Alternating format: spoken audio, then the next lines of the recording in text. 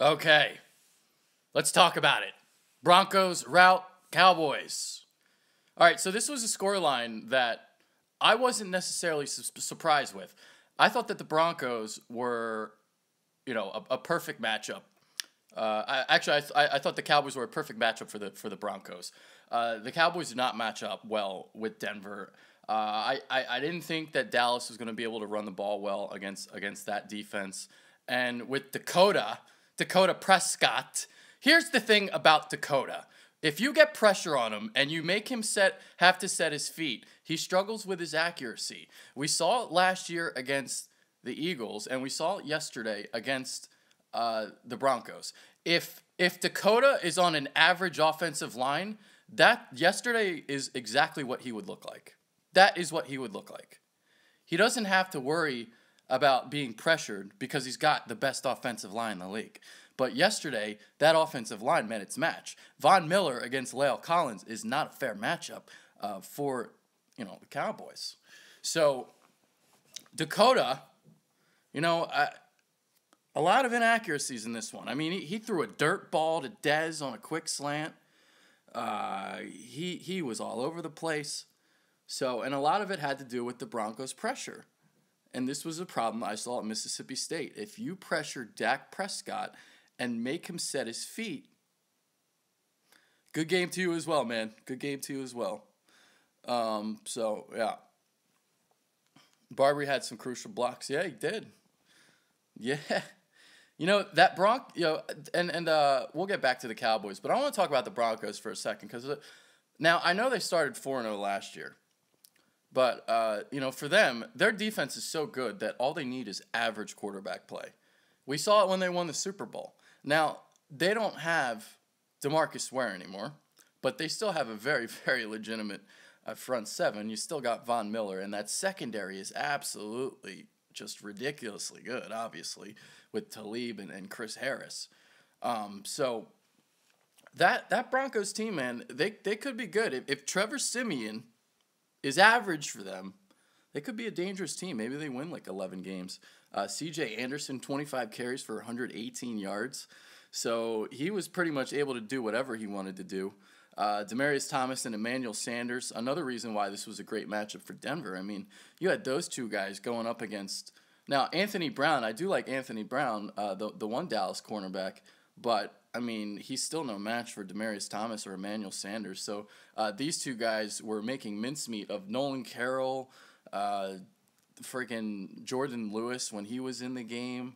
So Dak's leading receiver, Talib.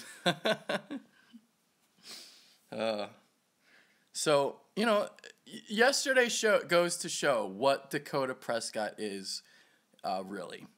That is an illustration of what he is. It just shows, man, last year, when you have a great running game and a great offensive line that allows you all the time in the world to scan the field, well, we saw the stats he put up.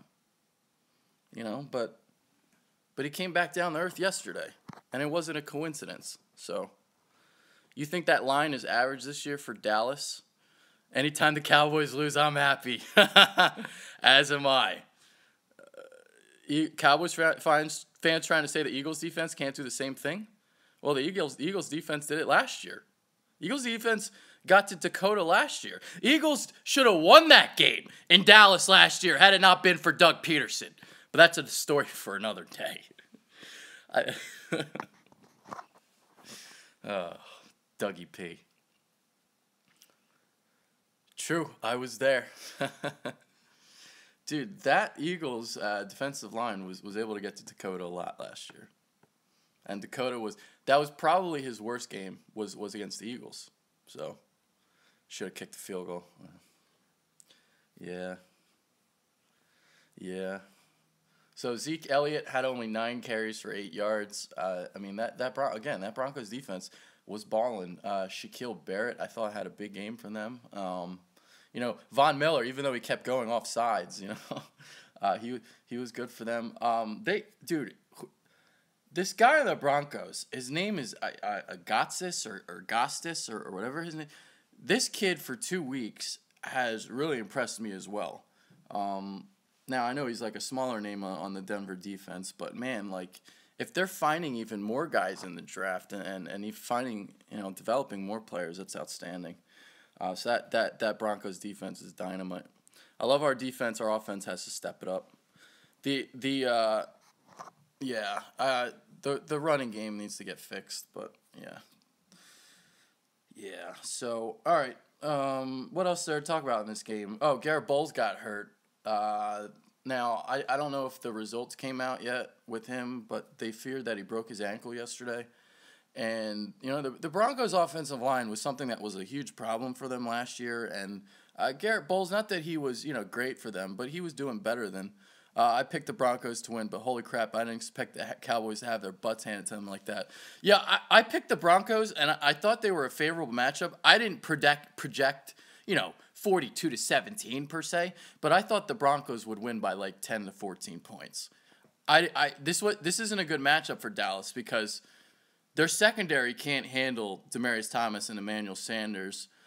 This is the one defense that can get to Dak Prescott, and he struggles with pressure. And Zeke Elliott, if you're not going to be able to run the ball, I mean, that puts more pressure on Dak Prescott. And, again, we saw what we saw.